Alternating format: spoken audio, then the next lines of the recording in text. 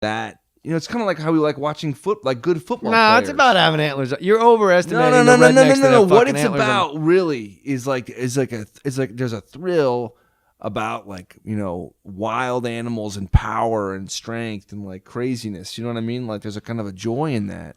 When you like see like a rhino hit something, you're like, oh, that's fucking cool. It's like seeing really good football players do something. I got Ray Lewis on my wall. Yeah, exactly. I have him. Look behind you. I got Ed Reed and Ray Lewis right there on my wall, mounted. Right. Oh yeah, there he is. They haven't even retired yet. Right. That always amazed me. Like the bigger. Go ahead. So anyway, I think there is like a kind of a joy, like a sensual joy in, like this thing is here now that you like. So let's have sex with it. Right. Sometimes.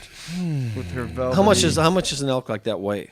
I don't know, but it was about 600. No, it was about 600 pounds. Oh, it was that's a big. female. It was a healthy female. Don showed me. It gets better.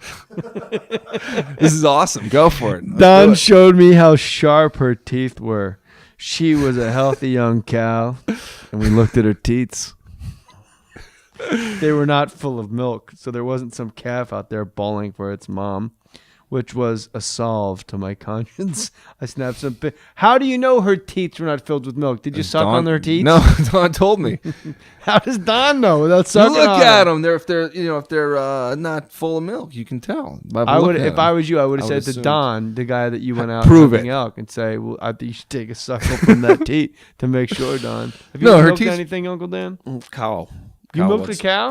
Yeah, when I was a little kid. Is that pre or post tsunami in Natchitoches, wherever your flood was? What? Oh, that was after. I was only 3.5 years old with the tsunami. You remember 3 years old? Somebody telling you the wave was as high as a telephone Yeah, pole? it scared the shit out of me. I remember it. burned in his brain. They had telephone poles back then? Sure. Oh. Well, yeah, he grew up in the 40s. The horse-drawn 50s. I carriages. was born in 51. The 40s were before the 50s.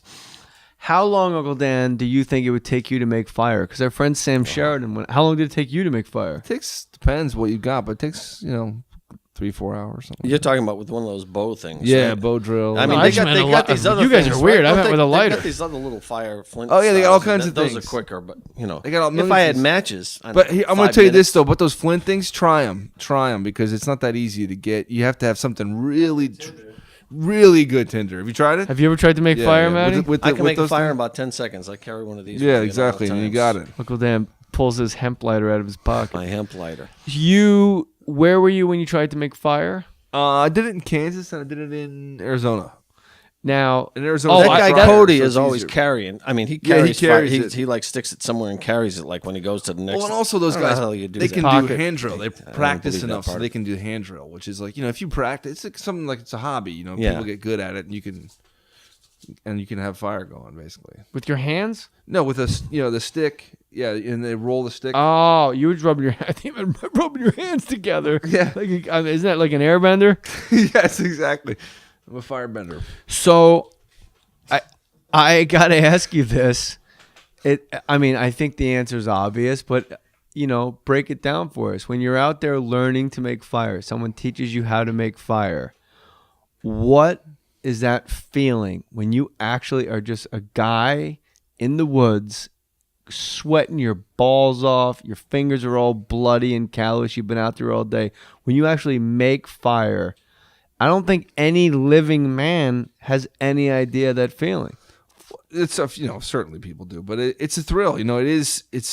It's magical. Like that is a true, And you're not using it's without superlatives. matches It's or anything. actual, It's magical. It's magical. And it is. You really do. I felt like, you touch a kind of primeval skill. You have a communion with like, again, like society's only existed for 6,000, 10,000 years, and we've been doing this stuff for 6 million years. So it's like most of the time we were living in a very different way, and the closer you get to that, I think the more the whole you feel. You got a question for Sam, Uncle Dan? No. Why are you raising your hand? Oh, I coughed into my elbow. There. Oh, I didn't wanna- what do you think is the most, for you personally, what's the most survivable doomsday scenario, and what's the least survivable for yourself personally? I mean, for listen- society, not for yourself. Societally, what's the most survivable? What's the least survivable? Well, it's And I know it depends. It just there's if like an influenza epidemic could kill a lot of people, but society will continue. It's not going to kill, even if it kills 90%, which it won't. It would kill 15 or 20, or what I mean. It's not like the so big super virus is the one that's the not worst. necessarily. I mean, again, if there's a small nuclear war, that kind of thing. If it's just north. That's when you want a bunker. North, yeah, you definitely want a bunker. All of a sudden, with what? The air filter, Scoreboard bunker. the whole thing. All of a sudden, the bunker guys got real relevant Yep. when that fucking ICBM missile hits Montana. Yeah, as long as they can get to it. As long as you're not on a vacation as long as you didn't What if you put vacation in the 20 bunker? million into the or vacation in the bunker. How am I beating you to these? Hey, I think the worst one would be like an asteroid or meteorite hitting. That'd be it. I think it would cloud the Earth for a couple of years. I think that would kill more people than anything. You didn't have any asteroid hitting the Earth stuff in the No, book, I did didn't. you? No. It Wow, depends. that'll be in Disaster Diaries 2. Well, if it's it's all about the size of the of the object. If Isn't it's it always? as big as hey? That's what she if it's as said. big as Texas, then forget it. It's a life. No, not even cockroaches, not even microbes. You know what I mean? It's like that. A few kind of- mice. Well, Keith no, Richards. nothing. It'll That's scour. it. Yeah. Iggy Pop and Keith Richards be like, "Where'd everybody go, darling?" Old. Super flu is the one that freaks me out, and I think that's probably the most likely, don't you? Oh yeah, it's going on right now. Yeah. going on Uncle now. Dan just coughed into his elbow. How do we know Yep. that's not contagion? You're patient zero, Uncle Well, Dan. if it is, only my elbow is going to get hurt. Don't worry about it.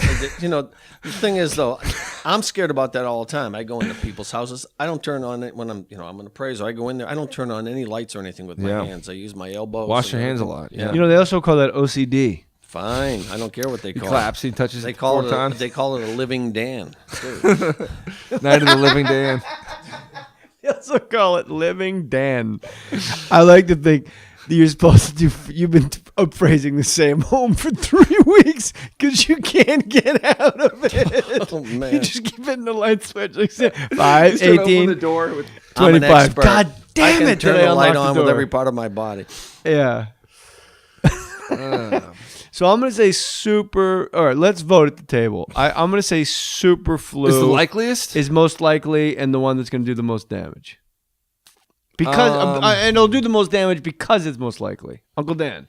We'll come to the I actual- actually think global warming is going to be worse. What did you say? Global warming. Global. You said that like how you son of a bitch. Like you were What? You were gonna like a neocon. You were gonna I fight think him. the Chinese are going to figure out how to knock our grid out, and that'll be it. It'll be out for a Well, the year. EMP. Yeah, but he's saying- the EMP. Electromagnetic pulse. If the North Koreans blow a nuclear bomb, you do it above the atmosphere, creates electromagnetic pulse, which we've turned into a weapon, and I think the Soviets had it as a weapon, and Yeah, but you've written in your book how to live without a grid. yeah, well, that's So that we would we- all. I mean, it'd be like the 17th century, but it happened in a second. Your watch, your car wouldn't start. My nothing. watch? Your watch wouldn't be dead. Oh, because compasses won't work. Circuits would be gone. Nobody would. A compass wouldn't work. fry everything, and it would leave you. So it flying. literally would affect the magnetic poles of the Earth. No, it wouldn't. I think compasses would be fine. No, it's just a pulse. It's just a pulse. So I don't understand how it affects It my just watch. fries all electronic circuitry that's not shielded. Who has electronic watches? You've got. Yeah. That's just my G-Shock, bro. This shit is insulated for. You know what it says right here? What? I'll take it off. Takes On a the licking, back. Good for E EMP. Water resistant and good against North Koreans. No, it's made in North Korea. You know You're what? wrong. Uncle Dan's right. You're right. I'm sorry. I misread that entirely. So you got Uncle Dan's got the Chinese knocking out our grids. Or the Which North means- Koreans. They'll probably get together. With the EMP. The Chinese and I think that'd cause the worst problem. Yeah, but the guy just wrote a whole book about how to live without the grid. Well, you just no, read he, the whole listen, book. He and 100 other guys, and then all the other millions will be running around like No, there's chickens still with a their heads huge- cut off. No, listen. The populations can't function if the grid is down. We cannot sustain these populations if the grid goes down. Right. So we'll That's- have smaller roving nomadic populations Yes. and guys in bunkers as well. And all right. So Matty boy, what do you think is going to be the most destructive and most likely? Syphilis. That's a weird choice. Not personally. Water pollution and a serious drought. Yeah, drought. Well, that's global warming. That's kind of I sort of see it as I think climate change is pretty serious. What about a super volcano? They say they say this. No, the ones in, this Hey, is listen, true, dude. The This is super real. volcano is one of the worst things. It'll put ashes around the earth for 2 or 3 years.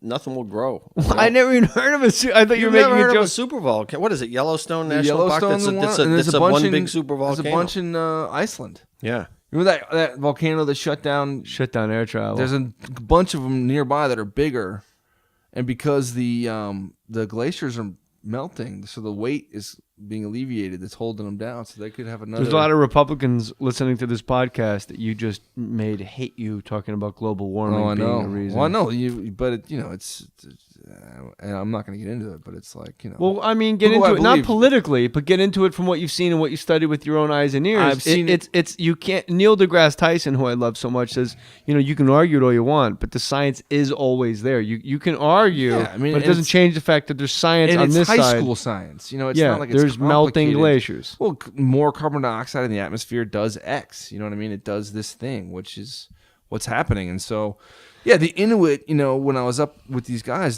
they hadn't had ice until January, which none of them could remember that ever happened. And just for the listeners that don't know what an Inuit is, that is a native to. It's an Eskimo, Yeah, essentially, yeah. to the layman. The Eskimo is a word.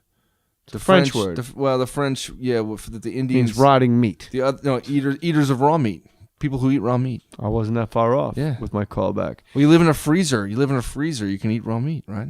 This is what I dug about the book, and I've said it again, and again, is the fact that Say you it went. again. Oh, I said it again. Okay. Is the fact that you go to Alabama was the shooting school? Yeah. Why shooting school? Isn't that you putting yourself in the position of the guy stealing the bunker? You I gotta always thought know. the whole No, state you gotta of know. Alabama was a shooting school, isn't it? Okay. Yeah. I felt like I trained a lot of martial arts, but I had never done guns, and there's a huge world of guns, and it was really interesting to get into with, because in shooting they've really studied what stress does to people, what stress does to marksmanship. Yeah, so well, they I have asked you about the condition yellow, color-coded stuff. Yeah, that condition was red. interesting. Walk yeah, us which, through that. It was amazing that my fighter buddies don't know about it because it's so applicable to what happens to you in the ring. Like UFC guys that you know? Yeah, that nobody's ever even mentioned it to me, and you're like, well, this whole shooting, there's reams of data, and there's all this, people have written books on it. I asked you when we were just hanging out one day, the absolute hardest thing you did in putting this book together, The Disaster Diaries by Sam Sheridan. Order it, buy it, get him a bestseller, make him hot shit. There we go. And you said, what do you think the hardest thing for Uncle Dan, for Sam Sheridan, in this whole book, what was the one thing that he was like, that was the hardest shit ever? Well, the spookiest, the part of the book that seemed like it to me was at night when you did the knife, trained to be, knife fighting. That seemed like it was. I don't know if it was the hardest. You're close. He said, tell him. It was the shooting really was the hardest for me. Shooting in the because- heat of Alabama was harder than living with Eskimos and eating fucking way sled harder. dogs. Yeah, Guy way ate harder. dog and rat. Oh well. But I mean, to me, If you ever don't have seconds at my house, that'll happen. you'd be like, I don't know, I'm just kind of full on this penne. And Why I'm the like, shooting? You ate rats. Because of the stress, or what? Was Yeah, the- I mean, shooting is. It was the first time I'd ever done a lot of shooting, and I was shooting, 8 hours a day, and it was 100 degrees. It's Yeah. humid as hell. But why do you need, and I'm sorry, and I know I'm interrupting because I need to get this info out to the listeners so they want to buy this book because it's awesome.